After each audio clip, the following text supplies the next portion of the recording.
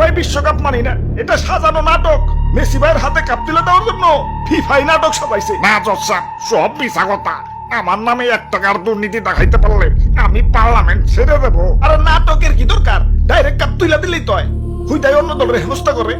আরে ওই নেইমার, তোরা বাদ পড়ছস পড়ছস, বাড়ি যায় গা ঢাকা দে। তোরা আমগো পিছে লাগছস কেন? বাদ পড়ছি তো বৈষম্যের কারণে।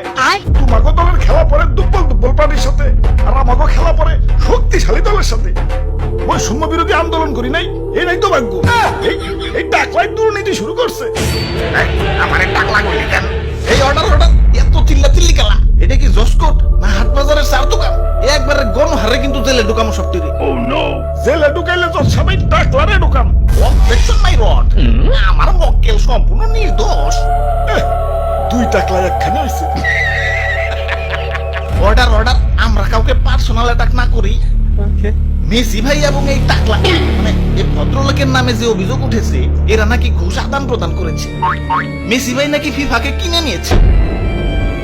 এনাদের পক্ষের উকিল হলো দাদু এবং বিপক্ষের উকিল হলো তুতুর ভাই। এই কেসটা কিন্তু খুবই সিরিয়াস, ঘুষগুলো সব পুঙ্খানু ভাবে মাপকে। তাই এইটাই কাম হইব না, ডিজিটাল মিটার লাগবে। নাও শুরু করো। ওরে বাপুরে, আমার মক্কেলের বিরুদ্ধে যে অভিযোগ উঠেছে, ইয়া সেটা সম্পূর্ণ মিথ্যা।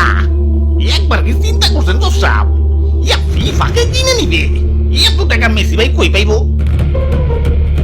ইয়া সুতরাং মেসি ভাই ফিফাকে কোনো টাকা দেয় নাই, আর ফিফাও দুর্নীতি করে নাই। হ্যাঁ তাহলে তো ঠিকই আছে, যাও সব খালাস।